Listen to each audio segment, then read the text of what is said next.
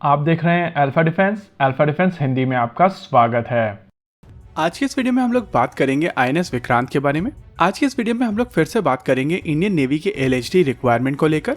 कल हम लोगों ने आपको एक अपडेट दी थी कि इंडियन नेवी की तरफ से 4 लैंडिंग प्लेटफॉर्म डॉक यानी कि एलपीडी को लेकर एक रिक्वेस्ट फॉर इन्फॉर्मेशन रिलीज की गई है। और इस चीज को लेकर आप में से कई लोगों के कुछ क्वेश्चंस हैं जिनको हम लोग इस वीडियो में आंसर करने की कोशिश करेंगे और साथ ही समझने की कोशिश करेंगे कि देश में कौन सा शिपयार्ड इस रिक्वायरमेंट के लिए पूरी तरीके से तैयार है और क्या मिनी विक्रांत इस रिक्वायरमेंट के लिए एक ऑप्शन हो सकता है। आप में से कई लोगों का जो सबसे बड़ा कंफ्यूजन है वो एलएचडी और एलपीडी को लेकर है। देखिए, ये नॉमेनक्लेचर यूएस नेवी के नॉमेनक्लेचर्स हैं और इसी वजह से जब हम दूसरी नेवीज की बात करते हैं तो एक तरीके की कंफ्यूजन क्रिएट हो जाती है। वैसे नॉमेनक्लेचर का मतलब है नेमिंग कन्वेंशंस, यानी कि किस बेसिस पर इन शिप्स के नाम रखे जाते हैं। अभी आप अपनी स्क्रीन के ऊपर सैन एंटोनियो क्लास के एलपीडीज को देख सकते हैं। यूएस नेवी के ये शिप 25,000 टन से ज्यादा का डिस्प्लेसमेंट रखते हैं और इनको मेजरली एम्फीबियस असॉल्ट के लिए यूज किया जाता है, लेकिन इनके डेक के ऊपर से हेलीकॉप्टर्स भी ऑपरेट कर सकते हैं और जरूरत पड़ने पर 2 हेलीकॉप्टर्स साइमल्टेनियसली टेक ऑफ कर सकते हैं। और यूएस नेवी के क्लासिफिकेशन के हिसाब से ये लैंडिंग प्लेटफॉर्म डॉक यानी कि एलपीडी है। लेकिन इंटरेस्टिंगली जिस शिप को अभी आप अपनी स्क्रीन के ऊपर देख रहे हैं ये जापानीज नेवी का शिप है और इसका भी क्लासिफिकेशन एलपीडी ही है।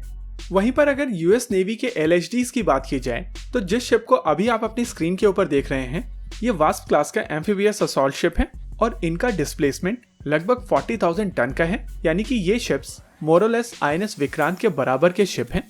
और इन दोनों सिस्टम यानी कि एलएचडी और एलपीडी के बीच में जो डिफरेंस है वो मेजरली एरियल कंपोनेंट को लेकर है। एलपीडी की तुलना में एलएचडी का डेक ज्यादा हेलीकॉप्टर्स को साइमल्टेनियसली उड़ने में मदद कर सकता है और इसी वजह से कहा जा सकता है कि एलएचडीज में एम्फीबियस असॉल्ट के साथ साथ एरियल कंपोनेंट के ऊपर भी काफी अच्छा फोकस होता है। लेकिन डेक टाइप को लेकर इनका क्लासिफिकेशन नहीं किया जा सकता है। इसके अलावा इंडियन नेवी के आरएफआई में थॉरो डेक की मांग की गई है, यानी कि इस तरीके का डेक जो शिप की शुरुआत से शुरू होकर अंत तक एक ही डेक हो, वो हुआन कार्लोस या मिस्राल टाइप का शिप होना चाहिए। और इसी वजह से एक बड़ा क्वेश्चन निकल कर आता है कि क्या भारतीय नौसेना की रिक्वायरमेंट के लिए 4 मिनी विक्रांत बनाए जा सकते हैं।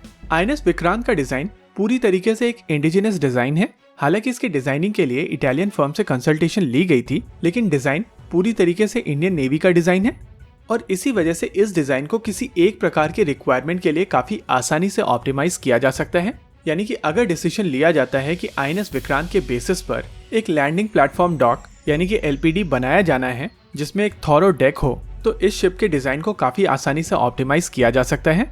हालांकि एम्फीबियस असॉल्ट ऑपरेशंस को देखते हुए इसके जनरल अरेंजमेंट में काफी ज्यादा चेंजेस होंगे और उस चीज को ध्यान में रखते हुए कहा जा सकता है कि शिप का डिजाइन आईएनएस विक्रांत से इंस्पायर्ड हो सकता है, लेकिन ये डिजाइन एज सच यूज नहीं किया जा सकता है।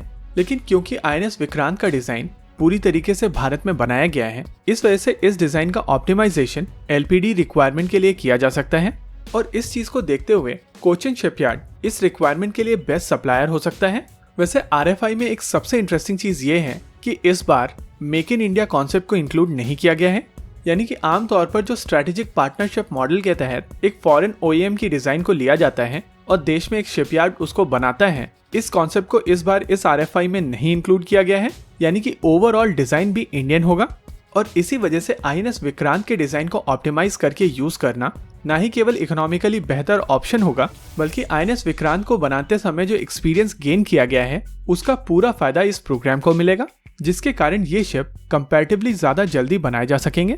और इसी चीज को देखते हुए हम लोग कह रहे हैं कि 4 मिनी विक्रांत भारतीय नौसेना के लिए एक बेहतर ऑप्शन हो सकते हैं। इसी के साथ आज के इस वीडियो में रखते हैं केवल इतना ही। वीडियो को अंत तक देखने के लिए धन्यवाद। देखते रहिए अल्फा डिफेंस। जय हिंद।